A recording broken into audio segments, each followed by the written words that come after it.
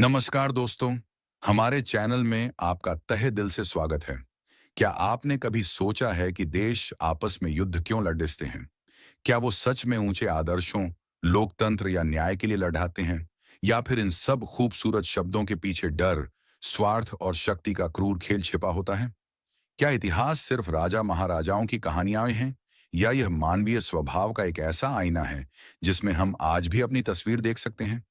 ये सवाल आज जितने जरूरी हैं, उतने ही 2500 साल पहले भी थे।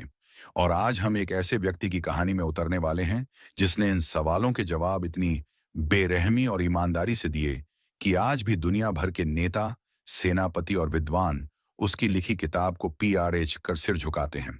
आज हम बात करेंगे थ्यूसिडाइड्स की, जिन्हें वैज्ञानिक इतिहास का पिता और राजनीतिक यथार्थवाद का जनक कहा जाता है। यह कहानी सिर्फ एक इतिहासकार की नहीं है। ये एक एथेनियन जनरल की कहानी है जो युद्ध में विफल रहा, जिसे उसके अपने ही शहर से निकाल दिया गया, और फिर उसी निर्वासन के एकांत में उसने एक ऐसी कालजयी कृति रच डाली जो हमें सिखाती है कि इंसान और राष्ट्र असल में कैसे काम करते हैं। थ्यूसिडाइड्स की कहानी हमें बताएगी कि कैसे एक सुनहरा युग अहंकार के कारण विनाश की ओर बढ़ सकता है, और कैसे सत्ता के खेल में नैतिकता अक्सर सबसे पहली बलि चढ़ा दी जाती है। दोस्तों, यह ऑडियो बुक थोड़ी लंबी हो सकती है, क्योंकि इस महान विचारक के जीवन और उसके गहरे विश्लेषण को समझने के लिए हमें थोड़ा समय और ध्यान देना होगा। मेरा सुझाव है कि आप इस वीडियो को सेव कर लें, ताकि आप इसे अपनी सुविधा के अनुसार रुक रुक कर सुन सकें।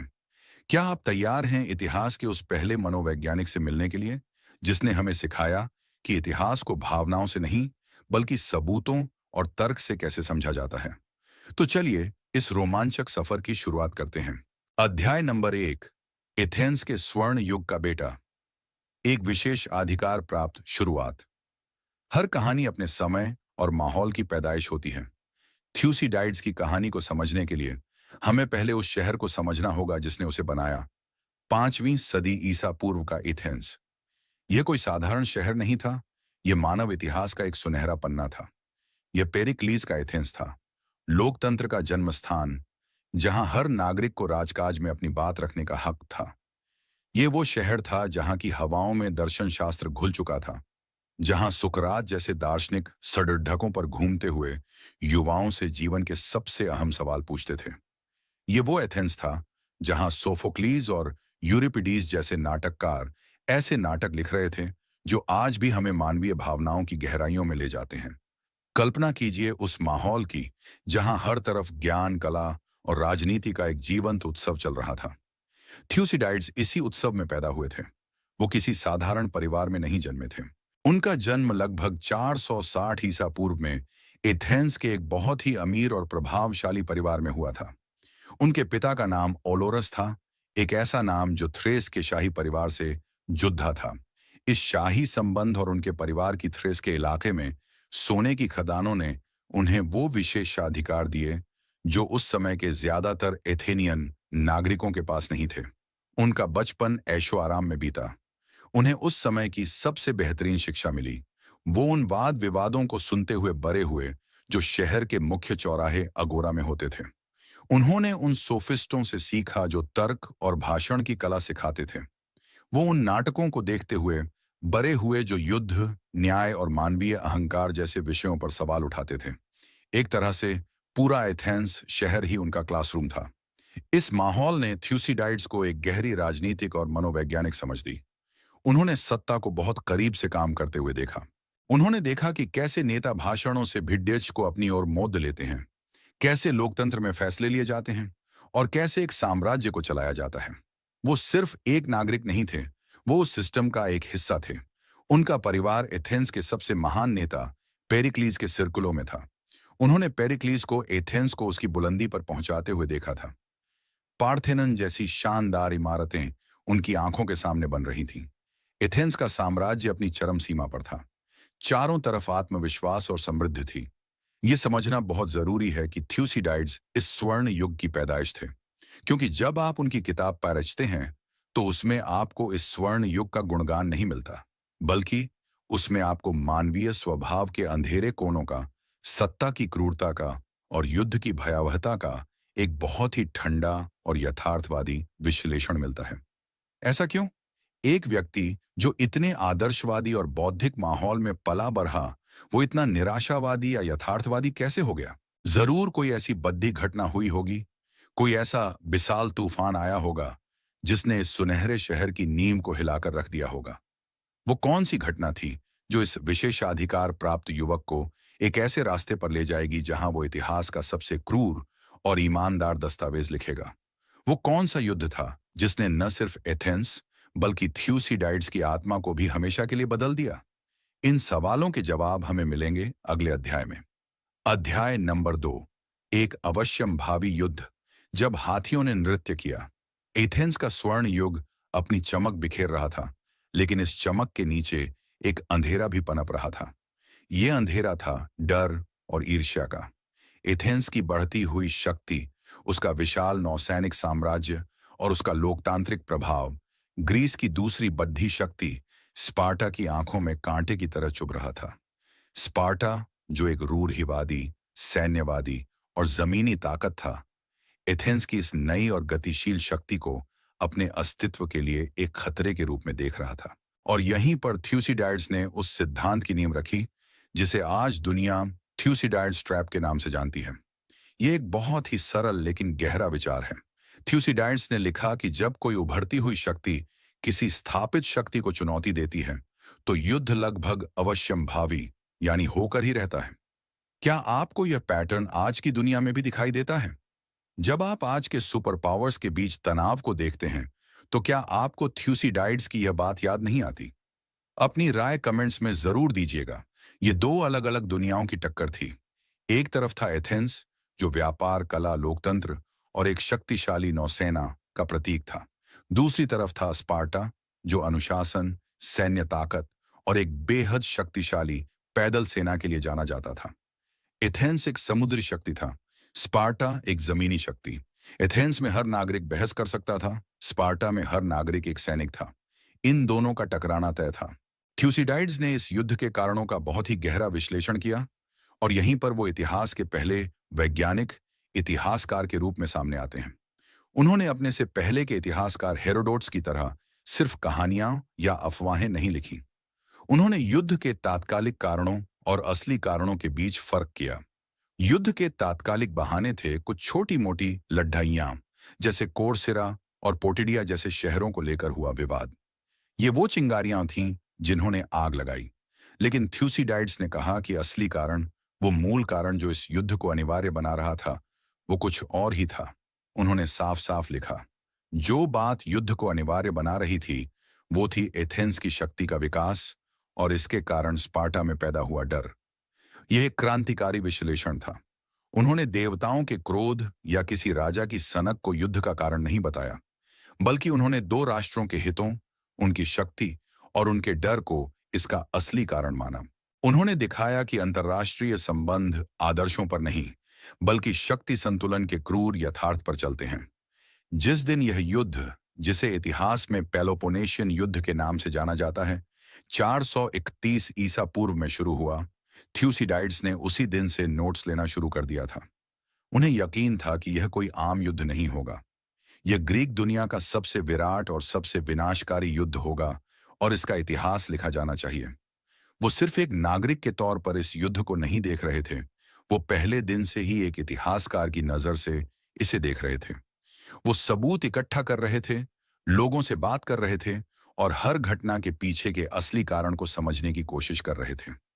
एथेंस अपने महान नेता पेरिक्लीज की रणनीति के तहत इस युद्ध के लिए पूरी तरह से आश्वस्त था। पेरिक्लीज की योजना सरल थी, स्पार्टा की विशाल सेना से जमीन पर लड़ने से बचो, अपनी पूरी आबादी को शहर की लंबी और मजबूत दीवारों के पीछे सुरक्षित रखो और अपनी नौसेना का उपयोग करके दुश्मन के तटों पर हमला करो। यह एक शानदार योजना लग रही थी। एथेंस की दीवारें अभेद्य थीं, उसकी नौसेना अजेय थी और उसका खजाना भरा हुआ था। स्पार्टा की सेना हर साल आती, एथेंस के बाहर के खेतों को जलाकर चली जाती, लेकिन शहर की दीवारों के अंदर एथेंस सुरक्षित था। ऐसा लग रहा था कि एथेंस आसानी से स्पार्टा को थका देगा और युद्ध जीत जाएगा। लेकिन फिर दीवारों के अंदर एक ऐसा दुश्मन घुस आया जिसकी किसी ने कल्पना भी नहीं की थी। एक ऐसा दुश्मन जो स्पार्टा की तलवारों से कहीं ज्यादा भयानक और विनाशकारी था। एक ऐसा दुश्मन जो न केवल हजारों जाने लेगा, बल्कि एथेंस की आत्मा को भी हमेशा के लिए घायल कर देगा। वो दुश्मन कौन था और कैसे उसने युद्ध का और थ्यूसिडाइड्स के जीवन का पूरा रुख बदल कर रख दिया, इसका जवाब हमें मिलेगा अगले अध्याय में। अध्याय नंबर 3, एथेंस का प्लेग। जब देवताओं ने आंखें फेर लीं, पेरिक्लीज की रणनीति के अनुसार एथेंस के आसपास के गांवों और कस्बों की पूरी आबादी शहर की लंबी दीवारों के अंदर आकर बस गई थी। शहर खचाखच भर गया था। लोगों ने मंदिरों में, खाली जमीनों पर और दीवारों के बीच में अस्थायी घर बना लिए थे। ये भीड़, ये गंदगी और ये बंद माहौल एक भयानक आपदा को निमंत्रण दे रहा था। और वो आपदा आई 430 ईसा पूर्व में। युद्ध के दूसरे साल एथेंस के बंदरगाह पायरियस के रास्ते शहर में एक भयानक बीमारी ने प्रवेश किया, जिसे इतिहास में एथेंस का प्लेग के नाम से जाना जाता है। यह कोई साधारण बीमारी नहीं थी। यह एक ऐसी आग थी जिसने कुछ ही हफ्तों में पूरे शहर को अपनी चपेट में ले लिया। थ्यूसिडाइड्स का इस प्लेग का वर्णन इतिहास के सबसे भयावह और सजीव वर्णनों में से एक है। और यह इतना प्रामाणिक इसलिए है क्योंकि थ्यूसिडाइड्स ने इसे सिर्फ देखा नहीं था, उन्होंने इसे खुद झेला था। वो खुद इस बीमारी की चपेट में आए और चमत्कारिक रूप से बच गए। इसी वजह से वो एक डॉक्टर की तरह पूरी बारीकी और ठंडे दिमाग से इसके लक्षणों का वर्णन कर पाते हैं। वो बताते हैं कि कैसे लोगों को तेज बुखार चढ़ता, उनकी आंखें और गला खून की तरह लाल हो जाते और उनके मुंह से एक अजीब बदबू आने लगती। उन्हें भयानक प्यास लगती, लेकिन वो पानी पी नहीं पाते थे। उनके शरीर पर छाले पडेडिडी अच जाते और उन्हें इतनी जलन होती कि वो अपने शरीर पर कपड़े भी नहीं रख पाते थे। बहुत से लोग पानी की तलाश में सड़कों पर या कुओं के पास मर जाते थे। लेकिन थ्यूसिडाइड्स सिर्फ शारीरिक लक्षणों का वर्णन नहीं करते। एक सच्चे मनोवैज्ञानिक की तरह वो इस प्लेग के सामाजिक और नैतिक प्रभावों का भी विश्लेषण करते हैं। और यह उनके काम का सबसे डरावना हिस्सा है। उन्होंने देखा कि कैसे मौत के इस तांडव ने एथेंस के समाज के ताने बाने को पूरी तरह से उद्धिद्धा कर रख दिया। जब लोगों ने देखा कि अच्छे और बुरे, अमीर और गरीब सब बराबर मर रहे हैं, तो उन्होंने हर तरह के नियम, चाहे वो इंसानों के बनाए हों या देवताओं के, मानने छोड़ दी। किसी को किसी की परवाह नहीं थी। लोग बीमारों को उनके हाल पर छोड़ देते थे, क्योंकि उनकी देखभाल करने का मतलब था खुद भी बीमार पड़ी डी जाना। अंतिम संस्कार की सारी परंपराएं टूट गईं। लोग अपने प्रियजनों की लाशों को सड़ी डी ढेकों पर फेंक देते या दूसरों की चिताओं में डालकर भाग जाते थे। थ्यूसिडाइड्स लिखते हैं कि लोगों ने हर तरह के नैतिक बंधन तोड़ दिए। वो खुलेआम अपराध करने लगे, क्योंकि उन्हें लगता था कि सजा मिलने से पहले ही वो प्लेग से मर जाएंगे। वो अपनी सारी जमा पूंजी फालतू के सुखों पर उड़ाने लगे, क्योंकि भविष्य का कोई भरोसा नहीं था। देवताओं का डर भी खत्म हो गया था, क्योंकि मंदिर में पूजा करने वाले भी उतनी ही बुरी तरह मर रहे थे जितने कि नास्तिक। यह सभ्यता का एक संपूर्ण पतन था। वो एथेंस, जो कुछ साल पहले तक लोकतंत्र, न्याय और कला का केंद्र था, अब एक अराजक और वहशी भीड़ में बदल चुका था। यह अनुभव थ्यूसिडाइड्स के लिए एक बहुत अहम सबक था। इसने उन्हें दिखाया कि सभ्यता की परत कितनी पतली होती है, और जब अस्तित्व का संकट आता है तो इंसान का असली आदिम स्वभाव बाहर आ जाता है। इसने उनके इस विश्वास को और भी मजबूत कर दिया कि दुनिया को देवता नहीं, बल्कि मानवीय स्वभाव और परिस्थितियां चलाती हैं। इस प्लेग ने एथेंस की एक चौथाई से भी ज्यादा आबादी को खत्म कर दिया, और मरने वालों में एक नाम सबसे महान था, पेरिक्लीज। एथेंस ने न सिर्फ अपने हजारों नागरिक खोए, बल्कि उसने अपना सबसे महान और दूरदर्शी नेता भी खो दिया। पेरिक्लीज की मृत्यु ने एथेंस की राजनीति में एक खालीपन पैदा कर दिया, जिसे भरने के लिए अब नए तरह के नेता सामने आने लगे, जो पेरिक्लीज की तरह संयमित नहीं, बल्कि ज्यादा आक्रामक और लोक लुभावन वादे करने वाले थे। थ्यूसिडाइड्स इस प्लेग से बच तो गए, लेकिन उनकी आंखों ने जो देखा था, उसने उनकी आत्मा पर एक गहरा घाव छोड़ दिया था। उन्होंने सभ्यता को अपनी आंखों के सामने मरते हुए देखा था। वो इस त्रासदी के गवाह थे। अब नियति उन्हें एक गवाह से एक कर्ता बनाने वाली थी। उन्हें खुद युद्ध के मैदान में अपनी काबिलियत साबित करने का एक मौका मिलने वाला था। उन्हें एथेंस का जनरल बनाया जाने वाला था। लेकिन क्या यह उनके जीवन का सबसे गौरवपूर्ण क्षण होगा, या उनकी सबसे बड़ी विफलता की शुरुआत? ये हम जानेंगे अगले अध्याय में। अध्याय नंबर 4। एक जनरल की विफलता, एम्फिपोलिस का कलंक।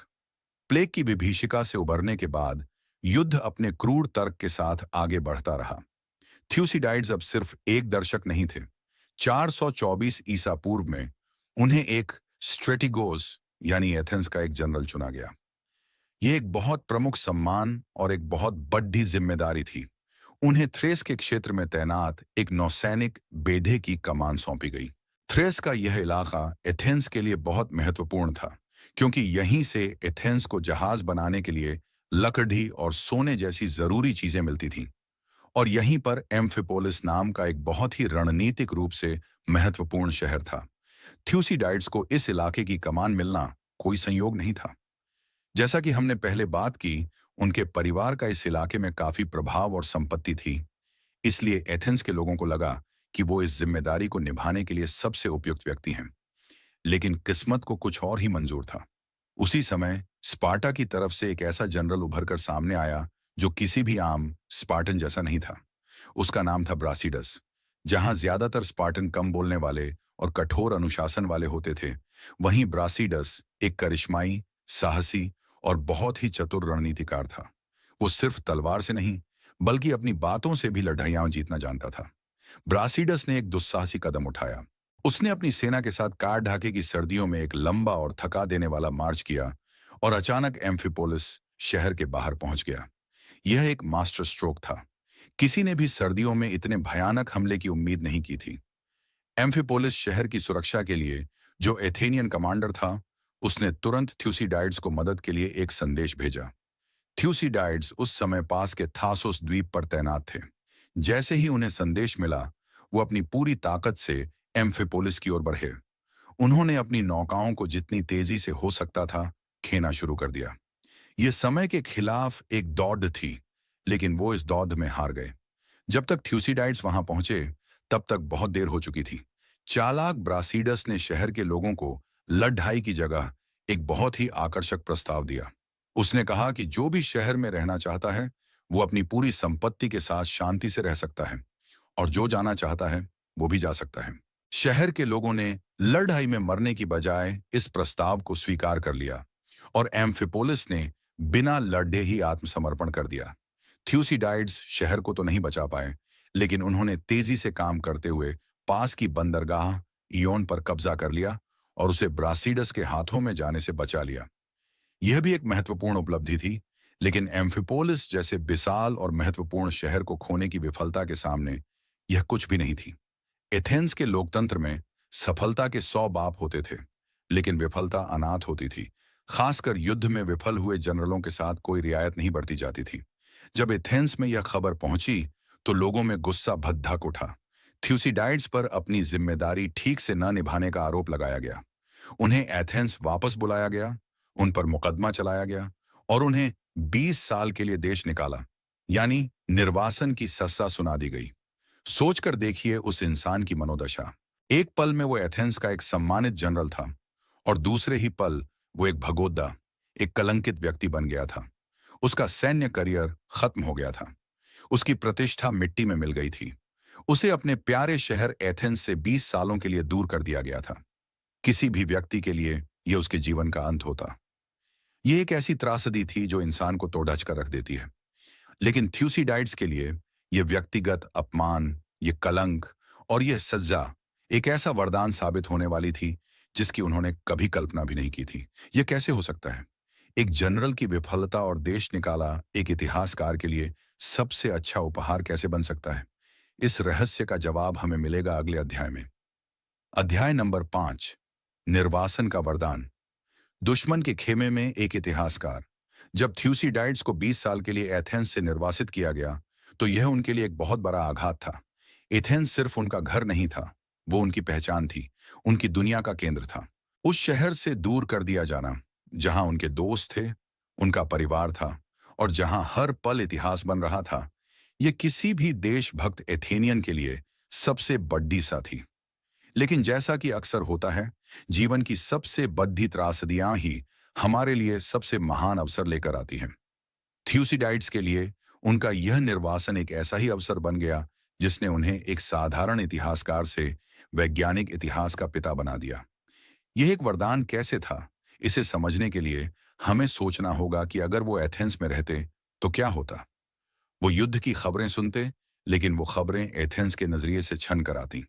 वो अफवाहें सुनते, वो राजनीतिक भाषण सुनते, और वो भी शायद उसी तरह के प्रोपेगेंडा का शिकार हो जाते जिसका शिकार कोई भी आम नागरिक होता है। लेकिन अब निर्वासित होने के कारण उनके लिए एक नई दुनिया का दरवाजा खुल गया था। अब वो आजाद थे। वो उन जगहों पर जा सकते थे जहां कोई और एथेनियन इतिहासकार जाने की सोच भी नहीं सकता था। उन्होंने खुद अपनी किताब में लिखा है, यह मेरी नियति थी कि मैं एम्फिपोलिस में अपनी कमान के बाद 20 साल तक अपने देश से निर्वासित रहूं, और दोनों पक्षों के साथ उपस्थित होने के कारण और विशेष रूप से मेरे निर्वासन के कारण पेलोपोनेशियन लोगों के साथ मेरे पास मामलों को और अधिक बारीकी से देखने का अवसर था। अब वो स्पार्टा और उसके सहयोगी देशों यानी पेलोपोनेशियन लीग के इलाकों में स्वतंत्र रूप से यात्रा कर सकते थे।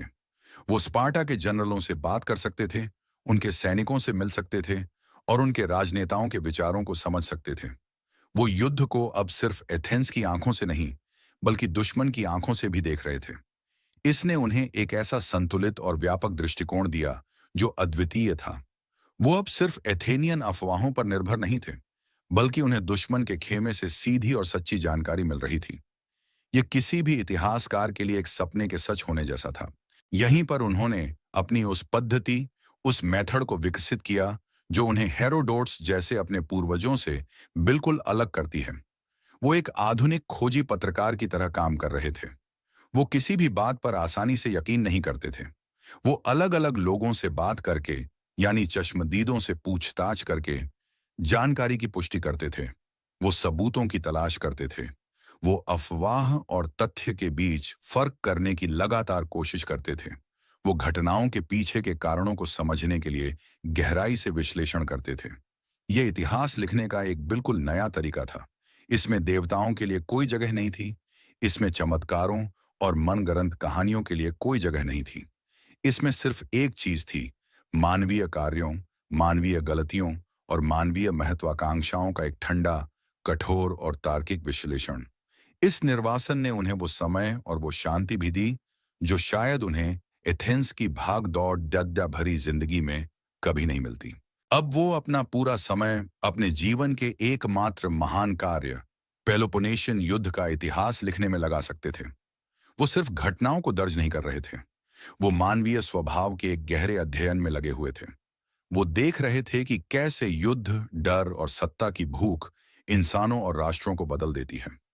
वो उन सार्वभौमिक नियमों को समझने की कोशिश कर रहे थे जो हमेशा से मानव समाज को चलाते आए हैं और शायद हमेशा चलाते रहेंगे।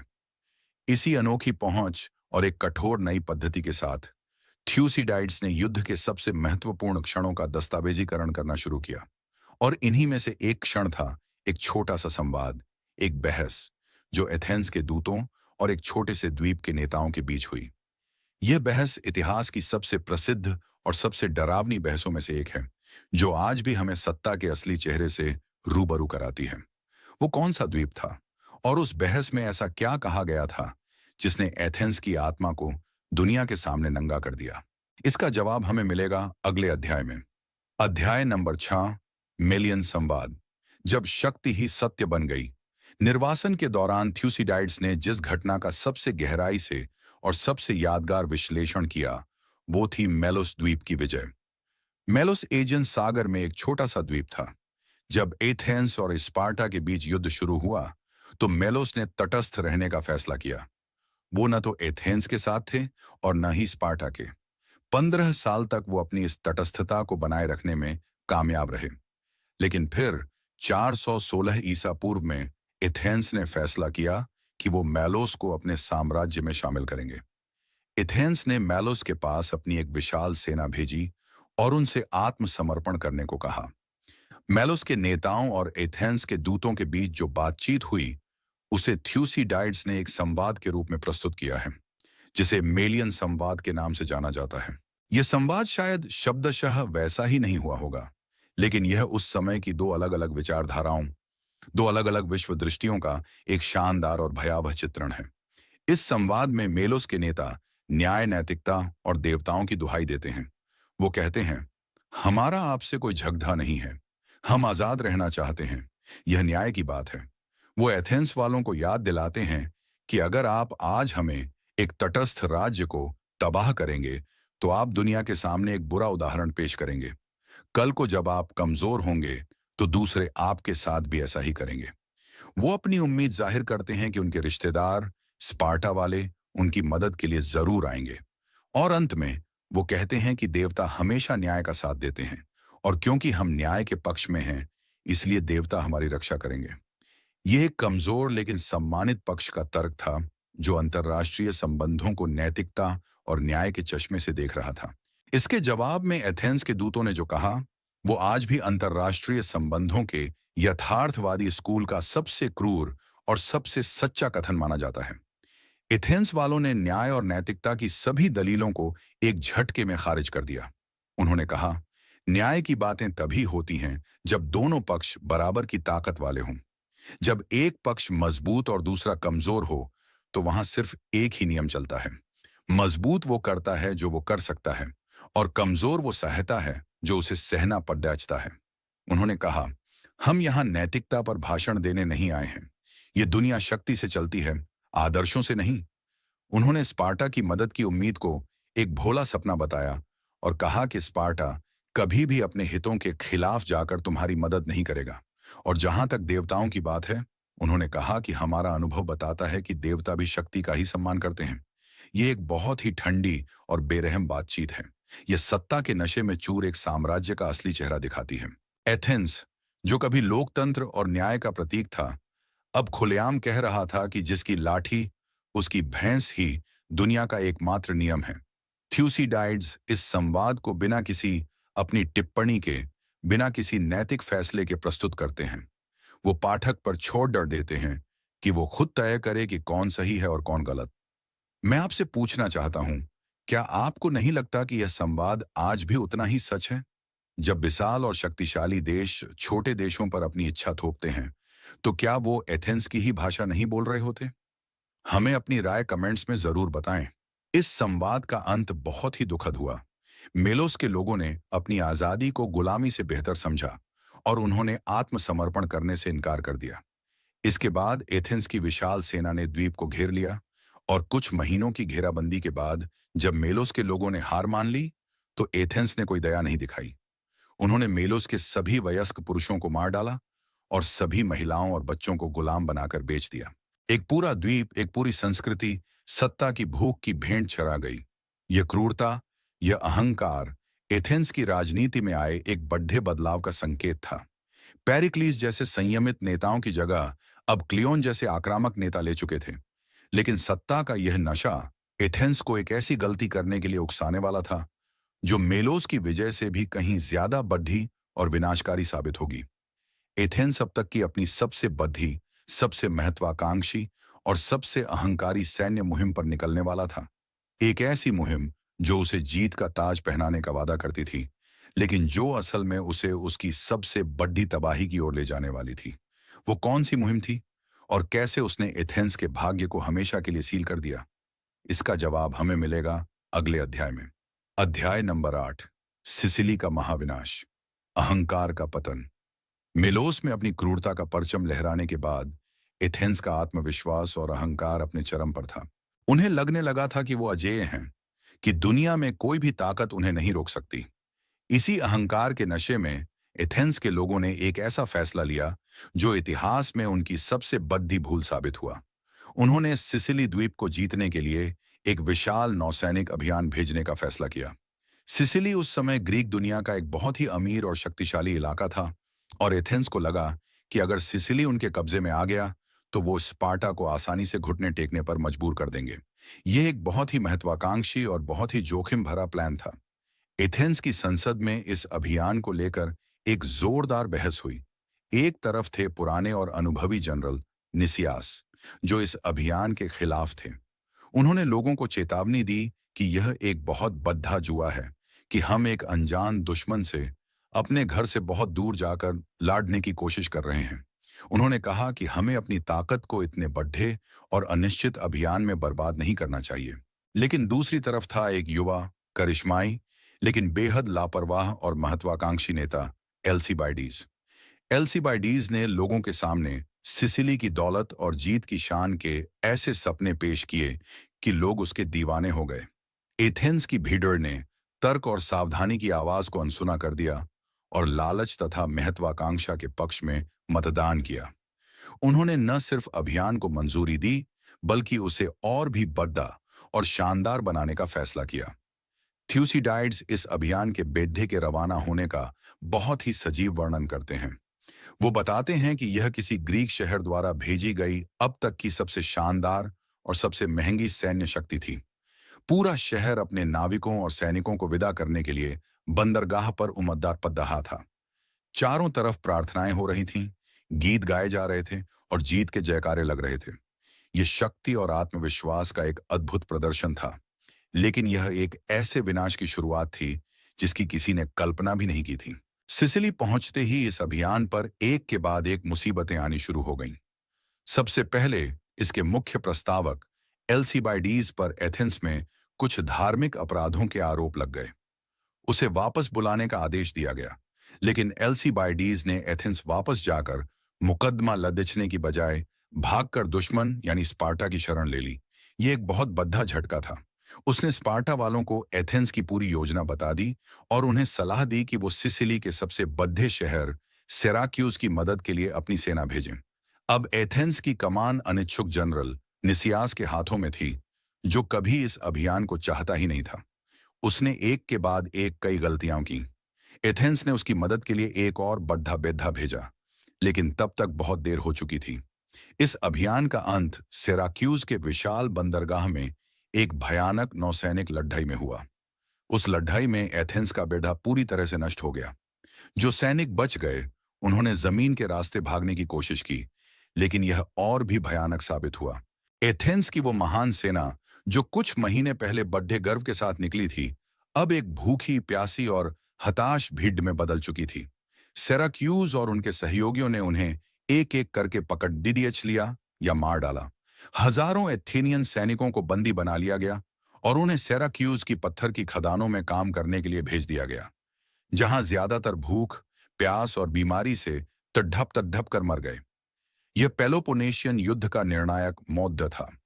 सिसिली में एथेंस की हार एक साधारण हार नहीं थी, यह एक महाविनाश था। एथेंस की कमर टूट गई थी। उसकी नौसेना लगभग पूरी तरह से खत्म हो गई थी। उसका खजाना खाली हो गया था और उसके हजारों बेहतरीन सैनिक मारे जा चुके थे। वो शहर जो कुछ साल पहले मिलोस के लोगों को शक्ति का पाठ पढ़ा रहा था, अब खुद कमजोर और असुरक्षित हो गया था। यह अहंकार के पतन की एक क्लासिक कहानी थी, लेकिन इस तबाही पर एथेंस के लोकतंत्र ने कैसी प्रतिक्रिया दी और इस पूरी कहानी को बताने के लिए थ्यूसिडाइड्स ने किस अनोखी साहित्यिक तकनीक का इस्तेमाल किया जो उनकी पहचान बन गई, यह हम जानेंगे अगले अध्याय में। अध्याय नंबर 9, भाषण की कला, इतिहास को आवाज देना। अब तक हमने थ्यूसिडाइड्स के जीवन और उनके द्वारा वर्णित घटनाओं के बारे में बात की, लेकिन इस अध्याय में हम थोड़ा रुककर उनके लिखने की शैली, उनकी कला के एक बहुत ही महत्वपूर्ण पहलू पर ध्यान देंगे। अगर आप थ्यूसिडाइड्स की किताब पेलोपोनेशियन युद्ध का इतिहास पढ़ेंगे, तो आप पाएंगे कि उसका एक बहुत बड़ा हिस्सा भाषणों से भरा हुआ है। पेरिक्लीज, क्लियोन, निसियास, एल्सिबाइडीज जैसे उस समय के सभी बड़े नेताओं और जनरलों के लंबे लंबे भाषण उनकी किताब में शब्दशः दिए गए हैं। ये पढ़कर आपके मन में एक स्वाभाविक सवाल उठेगा, थ्यूसिडाइड्स को कैसे पता चला कि इन लोगों ने असल में क्या कहा था? उस जमाने में कोई टेप रिकॉर्डर या वीडियो कैमरा तो होता नहीं था, तो क्या यह सब उनकी मनगढ़ंत कल्पना है? इस सवाल का जवाब खुद थ्यूसिडाइड्स अपनी किताब की शुरुआत में ही दे देते हैं, और यहीं उनकी ईमानदारी और उनकी वैज्ञानिक सोच का पता चलता है। वो स्वीकार करते हैं कि इन भाषणों को ठीक वैसा ही लिखना असंभव है जैसे वे बोले गए थे। उन्होंने कहा कि उन्होंने दो चीजें करने की कोशिश की है।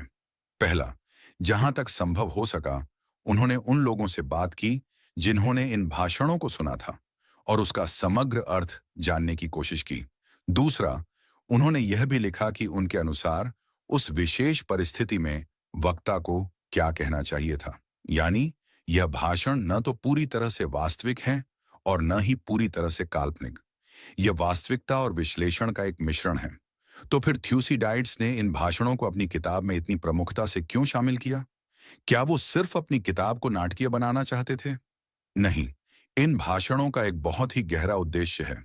यह थ्यूसिडाइड्स का घटनाओं के पीछे के क्यों का विश्लेषण करने का तरीका है। ये सिर्फ यह नहीं बताते कि क्या हुआ, बल्कि यह भी बताते हैं कि क्यों हुआ। इन भाषणों के माध्यम से वो हमें उस समय की विभिन्न विचारधाराओं, राजनीतिक तर्कों और नैतिक दुविधाओं से सीधे रूबरू कराते हैं। वो हमें दिखाते हैं कि कैसे नेता अपने तर्कों से जनता को प्रभावित करते हैं और कैसे अलग अलग पक्ष अपने कार्यों को सही ठहराते हैं। इसके दो बेहतरीन उदाहरण देखते हैं। पहला है पेरिक्लीज का अंतिम संस्कार भाषण। यह भाषण पेरिक्लीज युद्ध के पहले साल के अंत में शहीद हुए सैनिकों को श्रद्धांजलि देने के लिए देते हैं। लेकिन यह सिर्फ एक श्रद्धांजलि भाषण नहीं है। यह एथेनियन लोकतंत्र, उसकी आजादी और उसके आदर्शों का एक शानदार बचाव है। इसमें पेरिक्लीज बताते हैं कि एथेंस क्यों लड़ाच रहा है, वो कौन से मूल्य हैं जिनके लिए उसके सैनिक अपनी जान दे रहे हैं। यह भाषण एथेंस के स्वर्ण युग के आदर्शों का शिखर है। लेकिन थ्यूसिडाइड्स इस भाषण को ठीक प्लेग के वर्णन और मेलियन संवाद के क्रूर यथार्थ के बीच में रखते हैं। यह एक मास्टर स्ट्रोक है। वो दिखाते हैं कि एथेंस के आदर्श क्या थे और युद्ध तथा सत्ता की राजनीति ने उसे असल में क्या बना दिया था। दूसरा उदाहरण है माइटिलीन शहर को लेकर हुई बहस। माइटिलीन एथेंस के साम्राज्य का एक सहयोगी शहर था जिसने विद्रोह कर दिया था। एथेंस की संसद में इस बात पर बहस होती है कि इन विद्रोहियों को क्या सजा दी जाए। आक्रामक नेता क्लियोन यह तर्क देता है कि हमें माइटिलीन के सभी वयस्क पुरुषों को मार देना चाहिए और महिलाओं बच्चों को गुलाम बना लेना चाहिए ताकि भविष्य में कोई और शहर विद्रोह करने की हिम्मत न करे। यह शुद्ध सत्ता की राजनीति का तर्क है। डायोडोटस भाषण देता है। वो नैतिकता की बात नहीं करता, बल्कि वो बहुत ही ठंडे और व्यावहारिक तर्क देता है। वो कहता है कि सबको मारना एथेंस के हित में नहीं है। इससे भविष्य में विद्रोही शहर अंत तक लड़ेंगे, क्योंकि उन्हें पता होगा कि हारने पर मौत ही मिलेगी। बेहतर है कि हम सिर्फ नेताओं को सजा दें ताकि आम जनता भविष्य में हमारा साथ दे। इस बहस के माध्यम से थ्यूसिडाइड्स दिखाते हैं कि पेरिक्लीज के बाद एथेंस की राजनीति कितनी बदल चुकी थी और कैसे अब फैसले आदर्शों पर नहीं, बल्कि क्रूर स्वार्थ पर लिए जा रहे थे। यह भाषण थ्यूसिडाइड्स के इतिहास को एक सूखी तथ्यात्मक रिपोर्ट से कहीं ज्यादा मानव मनोविज्ञान और राजनीतिक दर्शन का एक गहरा अध्ययन बना देते हैं। लेकिन इस महान लेखक का, इस पहले राजनीतिक वैज्ञानिक का अंत कैसे हुआ? क्या वो अपनी इस महान कृति को पूरा कर पाए? और वो हमारे लिए, आने वाली पीढ़ियों के लिए क्या अंतिम संदेश छोड़ दाच कर गए? इन सवालों का जवाब हमें मिलेगा हमारी इस ऑडियो बुक के अंतिम अध्याय में। अध्याय नंबर 10, एक कालातीत कृति, इतिहास का अमर पाठ। थ्यूसिडाइड्स की महान कृति पेलोपोनेशियन युद्ध का इतिहास एक बहुत ही अप्रत्याशित और अचानक तरीके से समाप्त होती है। यह किताब युद्ध के 21वें साल यानी 411 ईसा पूर्व की घटनाओं का वर्णन करने के बाद बीच में ही रुक जाती है, जबकि हम जानते हैं कि यह युद्ध और 7 सालों तक चला और 404 ईसा पूर्व में एथेंस की शर्मनाक हार के साथ समाप्त हुआ। किताब का यह अधूरा अंत विद्वानों के लिए हमेशा से एक पहेली रहा है। ज्यादातर विद्वानों का मानना है कि इसका सबसे संभावित कारण यह है कि थ्यूसिडाइड्स अपनी इस किताब को पूरा करने से पहले ही गुजर गए। ऐसा माना जाता है कि जब 404 ईसा पूर्व में युद्ध समाप्त हुआ तो 20 साल के निर्वासन की उनकी सासा भी समाप्त हो गई और वो एथेंस वापस लौट आए। लेकिन शायद उन्हें अपनी कहानी को उसके अंतिम अंजाम तक पहुंचाने का समय नहीं मिला और लगभग 400 ईसा पूर्व में उनकी मृत्यु हो गई। लेकिन यह अधूरापन भी उनकी कृति की महानता को कम नहीं करता, बल्कि यह हमें यह एहसास दिलाता है कि वो अपने काम के प्रति कितने ईमानदार और कितने पूर्णतावादी थे। उन्होंने जो कुछ भी लिखा वो पूरी जांच पड़ताल एचताल और गहरे विश्लेषण के साथ लिखा। अब हम उनकी विरासत और उनके उन मुख्य संदेशों को समेटने की कोशिश करते हैं जिनकी वजह से उन्हें आज भी पढ़ा और पूजा जाता है। उनकी पहली और सबसे बड़ी विरासत है उन्हें वैज्ञानिक इतिहास का पिता कहा जाना। उनसे पहले इतिहास लेखन कहानियों, मिथकों और देवताओं के हस्तक्षेप से भरा होता था। थ्यूसिडाइड्स ने पहली बार इतिहास को इन सब से आजाद किया। उन्होंने घटनाओं को समझाने के लिए सिर्फ और सिर्फ मानवीय कारणों पर ध्यान केंद्रित किया। उन्होंने सबूतों पर जोर दिया, चश्मदीदों से पूछताछ की और हमेशा निष्पक्ष रहने की कोशिश की। उन्होंने इतिहास को एक विज्ञान की तरह देखा, जो कारण और प्रभाव के नियमों पर आधारित है। उनकी दूसरी बड़ी विरासत है उन्हें राजनीतिक यथार्थवाद का पिता माना जाना। उन्होंने हमें सिखाया कि राष्ट्रों के बीच के संबंध भावनाओं या आदर्शों पर नहीं, बल्कि शक्ति, भय और स्वार्थ के ठंडे तर्क पर चलते हैं। उनका थ्यूसिडाइड्स ट्रैप का सिद्धांत आज भी अंतर्राष्ट्रीय संबंधों के छात्रों को पढ़ाया जाता है, जो हमें बताता है कि उभरती और स्थापित शक्तियों के बीच संघर्ष लगभग तय होता है। मेलियन संवाद आज भी हमें यह कड़ी डीडर देवा सच याद दिलाता है कि अंतर्राष्ट्रीय राजनीति में अक्सर शक्ति ही सत्य होती है एक मनोवैज्ञानिक के रूप में उनकी गहरी समझ। उन्होंने हमें दिखाया कि कैसे युद्ध, प्लेग और गृह युद्ध जैसी चरम परिस्थितियां मानवीय स्वभाव को उसके मूल रूप में ले आती हैं। उन्होंने दिखाया कि कैसे भीड़ डीडीएच का मनोविज्ञान काम करता है और कैसे नेता अपनी बातों से उस भीड़ डीडीएच को अच्छे या बुरे किसी भी रास्ते पर ले जा सकते हैं।